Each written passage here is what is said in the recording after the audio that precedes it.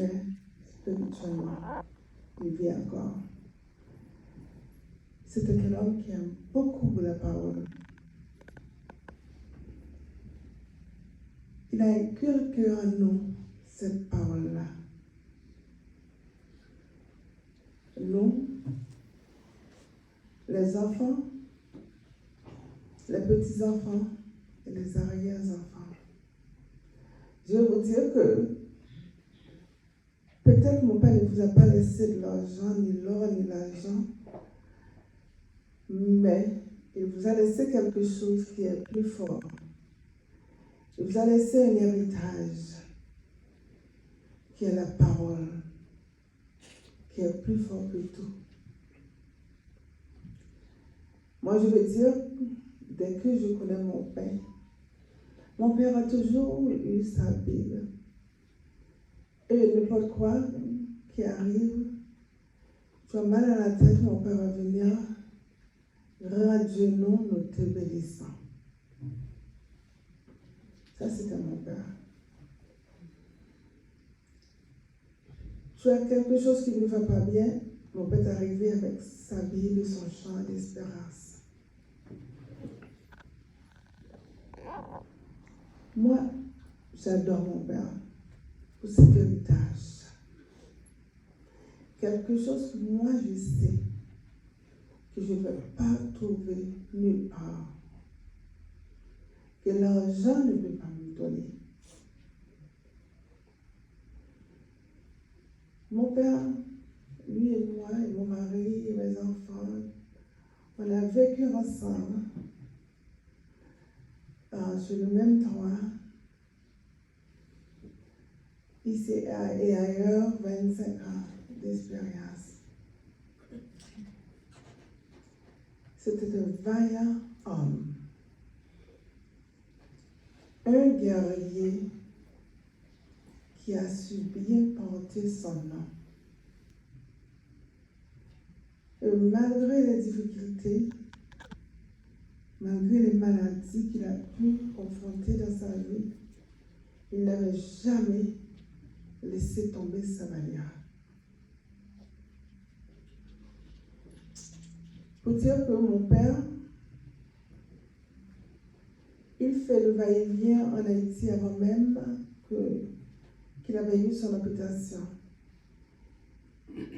Mon père était amputé de 2 jambes. Et je veux dire que la première opération avait duré beaucoup de temps avant que ça s'était guéri. Il avait coupé pendant 3 fois. Mais il résistait encore. Il vivait encore. Et je vais vous dire quoi, après la première jambe qu'il avait coupée, il disait, c'est maintenant que je veux démontrer aux gens qui je suis. Il était un vaillant. Il était un grand homme. Et moi, je vais vous dire, tout ça, c'était la parole qu'il avait en lui, qu'il avait fait surmonter toutes les difficultés. Moi, je vais vous dire que je n'ai jamais vu vraiment mon père souffrir, malgré tout ce qui s'était passé avec lui. Et pour dire que mon père n'était pas diabétique. Et c'est là qu'on a pu découvrir qu'il avait eu, que maintenant on peut dire dans notre famille, c'est ce qu'on appelle un déficient dans les veines, dans la circulation. Il était bien guéri après les 3 d'opération. Et encore, il continuait à faire ce qu'il faisait avant, faire des allers-retours ici et ailleurs en Haïti. Pour encore devenir en 2016, l'autre pied s'était attaqué. Et puis en Haïti. Puis il était venu, parce qu'il était arrivé à l'hôpital, il ne voulait pas se faire amputer encore une autre fois. Lorsqu'on avait tout réuni, il avait dit non. Mais il avait dit quelque chose qui était très fort. Quand les médecins s'approchaient, nous autres, on était là, on était en train de discuter. Puis mon père disait non, je n'ai pas eu encore l'appel. J'attends mon appel. Et j'ai les frères qui étaient là qui disaient, c'est à toi de convaincre papa. Je disais non, il n'y a pas de question de convaincre papa, papa a sa tête. Si vous voulez le faire, il va le faire. On était tous rentrés à la maison. Alors, lundi matin, je me suis partie travailler. Mon mari l'avait visité à l'hôpital et il disait à mon mari, tiens, viens voir que je veux le voir là. Après le travail, d'y rentrer tout de suite à l'hôpital. Quand je suis arrivée, et je me suis précipitée, par la suite, mon mari venait, il dit, va dire au médecin, va leur dire que je suis d'accord. Je me fais opérer. Et je dis, vous êtes sûr, papa? Oui, oui, oui, oui. Si je ne le fais pas, c'est moi qui vais être souffert. Ils vont me laisser comme ça. Et je ne sais pas. J'étais partie aller voir le médecin pour lui dire que mon père était accepté à être opéré. Malgré tout, tout s'était bien passé. Il n'y avait pas de difficulté. Mais je vais vous dire, quand ce n'est pas votre temps, quand ce n'est pas le temps que le Seigneur va passer, vous n'allez nulle part malgré les circonstances, malgré tout ce qui est arrivé dans votre vie. Papa était encore là. Et par la suite, il faisait le même voyage, aller-retour en Haïti. Aller-retour avec qui n'avait pas de billets dans sa chaise roulante. Parfois, on avait des gens qui partaient en même temps que lui, qui revenaient. Et parfois, il faisait ça tout seul. C'est pour cela, moi, je vous dire ce soir-là, comme dit le passage, vois et goûter comment le Seigneur est bon. Il est bon, il est tout puissant. Et papa vient de partir là.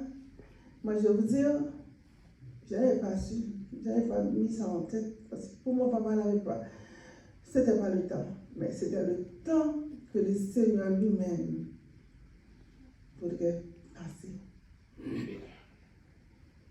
Et moi, je vais vous dire, le Seigneur est bon, il est grand. Et j'ai parfois entendu des bons messages qui disent, il y a de la pluie quand le temps là, ne montre pas qu'il y a de la pluie.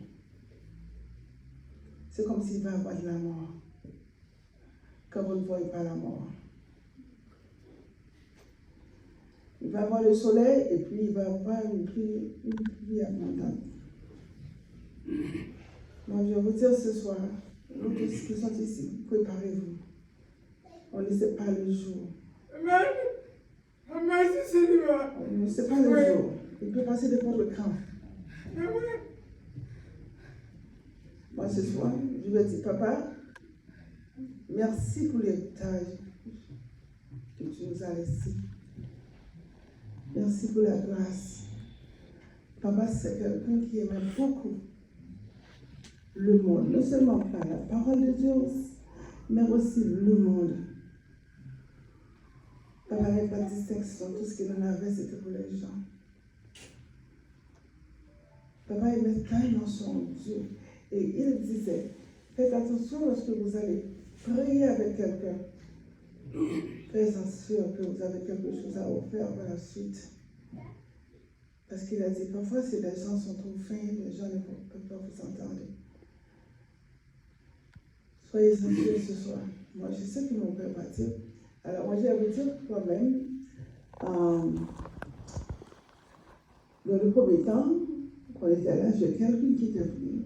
Il m'a dit, c'est la première fois, moi, que quelqu'un est mort, et je suis venu la voir, le passer la voir. Il a dit, je vais te dire quoi, ton père n'est pas mort. Il est parti à la rencontre de son Dieu. Ce soir, moi, je vous dis à tous, à mes frères, à mes soeurs, mes amis, vous qui sont venus du loin et de près, avec beaucoup de voyages pour je trouve ici ce soir pour vous supporter. Je vous dis aussi Il ne faut pas juste entendre la parole, mais de le mettre en pratique.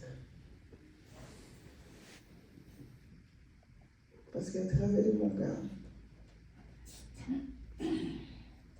je connais la grâce, je connais l'amour. Je connais quelqu'un qui aime la parole. Et que la parole, il y a beaucoup de choses vivifiantes dedans. Soyez-en sûrs. Ce soir, que vous avez bien entendu le mettre en pratique. Papa, merci. Merci pour la grâce. Merci pour tout. Mon beau-père, il faisait de moi un roi. Après, j'avais 33 ans quand je l'avais rencontré. La première fois, il avait dit, ça c'est Dieu qui m'a donné ces enfants-là. C'est mon fils. C'est l'héritage d'amour. Et puis, c'est un homme qui aimait partager. Il voyageait en Haïti, il ramassait de l'argent pour aller donner, pour faire des œuvres aux autres qui en ont besoin. L'avant-dernière semaine qu'il est décédé, il me disait, mon fils, je savais que la maladie, j'ai rien envoyé en Haïti pour mes amis. Je lui disais, sauve les temps, papa. Puis une semaine après, il est passé. Donc, je suis très heureux. Au nom de ma famille, en mon nom personnel, je vous remercie tous pour votre confort, pour votre remerciement, le remerciement de votre confort pour remonter les difficultés. Votre présence nous a apporté beaucoup de support pour surmonter les difficultés de la mort de mon beau-père. C'était pas, il ne m'appelle pas beau-fils, c'était mon fils. Quand je suis arrivé dans la famille, il dit, oh, c'est Dieu qui m'a donné et puis il m'a mis sur le même pied d'égalité. Tous ses amis, ils racontaient, oh, Dieu m'a donné un homme dans la famille, c'est mon garçon. J'étais son comptable, son conseiller, il parlait tout les liens avec moi. Donc, et son âme repose en paix. Et je vous dis, mes amis, ma famille, merci de votre présence. Ça nous a réconforté vraiment. Merci. Que Dieu vous bénisse. Merci.